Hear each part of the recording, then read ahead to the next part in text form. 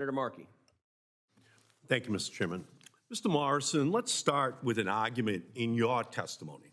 Regulations raise car prices. This argument is not new. In fact, automakers have always fought common sense safety regulations by saying they are too expensive. Let's look at a few examples. In 1961, the New York Times reported on the fight to require seat belts in vehicles. The New York Times reported that, quote, car manufacturers still are adamant in their position that safety must be keyed to cost. If this contention prevails, the seatbelt will be an optional item of extra cost.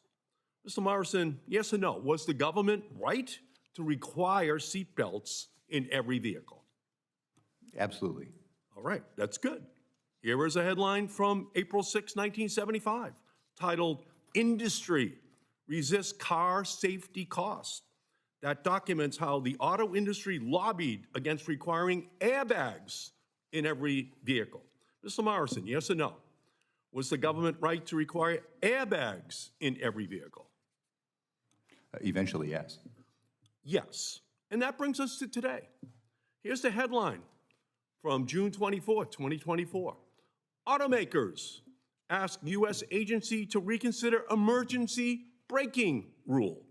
Now, automakers are urging the National Highway Traffic Safety Administration to repeal its rule issued last year requiring automatic emergency braking in new vehicles, in part based on cost. Mr. Morrison, I understand that the Trump administration is currently reviewing that automatic emergency braking rule. Given the automakers' history of opposing common sense safety rules, do you agree that safety regulators should be skeptical of industry's arguments? I think regulators need to do their own homework and evaluate the costs. It's built into the Safety Act that one of the very important aspects of a federal motor vehicle safety standard is that notion of practicability, which does have cost implications. So that is something that the agency needs to do independently. Well, here's my message to you, Mr. Morrison. The automakers have cried wolf far too many times for us to take their arguments seriously. That's the answer I wanted to hear.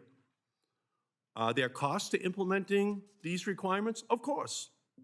But these measures might save your daughter, your son, your father, or mother, or brother. And to me, that's worth it. And that's why we have seatbelts. That's why we have airbags. And that's why we need emergency braking, in order to make sure that we protect family members who otherwise would be injured or die. Mr. Roberti, I hosted you in Massachusetts in 2018. Thank you for coming.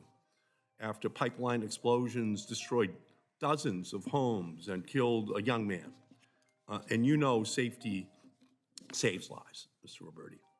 If confirmed, will you finalize the 2023 draft rule requiring that my pipeline safety law passed in the Trump era, PIPES Act of 2020, is finalized? Yes. Thank you. And Mr. Alberti, we've seen Elon Musk's DOGE staff come into agency after agency and sabotage our government's ability to keep the public safe, from the FAA to the National Weather Service. So, Mr. Alberti, if DOGE staff told you to stop enforcing regulations or to fire inspection and enforcement staff who keep our system safe, would you do it? The answer is that the critical safety positions include inspection and enforcement personnel. They are not part of any layoffs or any part of workforce reduction. And if confirmed, as I've said, having an effective, a strong, robust inspection and enforcement program is the heart of the safety mission, and I will certainly commit to that. All right. Well, again, the question of DOGE undermining public safety is not a hypothetical.